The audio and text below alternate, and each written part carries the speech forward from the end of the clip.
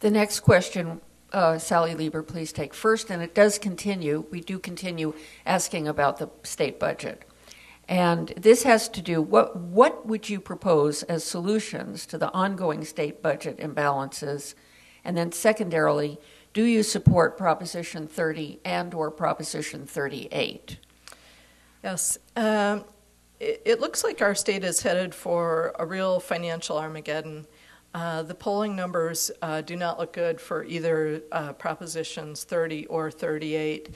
I'm really asking friends, and I'll ask you to really push to see to it that Proposition 30 is passed on the November ballot.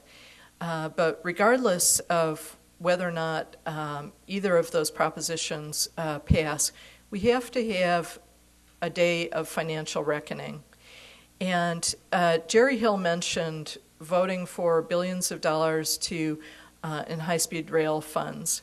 We have to get a grip on our bonding situation and on how much money we've borrowed.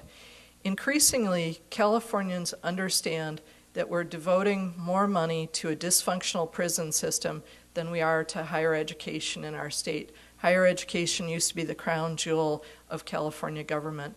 But what people aren't looking at is that we're also paying more towards the costs of our bonded indebtedness than we are towards either the prisons or towards higher education. And so we have to get a much better handle on our borrowing in this state. I think that we should have a statewide schools bond in 2014 for high-performance schools that are energy efficient, resource efficient, day-lit, well-ventilated for our students. But we can't keep doing that if we spend it on other projects. Jerry Hill.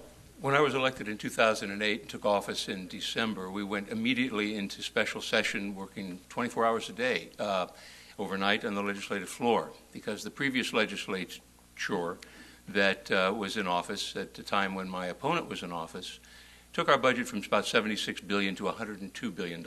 And we were about $40 billion short to balance the budget. During that period of time, we had to make major cuts, and it's been about $45 billion over the last 4 years. What we need to do, and what we should have done then, is establish a rainy day fund, establish reserves, go to 2-year budgeting, so that we can look at the budget and plan for that next year, unknowing of how that economy will be, but we can plan ahead. We also need performance-based budgeting. We have to look at budgets and let the policies and let the programs stand on their own. I did that as a San Mateo County supervisor, initiated that as a county supervisor, and it was quite successful. We had over a $200 million reserve when I left. And that's because we needed and knew that the economy was going to twist and turn and change. So there are some things that we can do, and we have to balance it. We need more revenue for sure in California. Our tax structure is not appropriate for the needs of California. The other part in Prop 30 or 30, I support Proposition 30 because I believe that Prop 38, and if you look at the Legislative Analyst's Office and the legal department states that there's no maintenance of effort in Prop 38. So there probably will be education cuts even with the revenue generated from Proposition 38. Prop 30 will balance the budget. It will give us the money for education, the money that's necessary for realignment for the counties, and it will require no additional funds.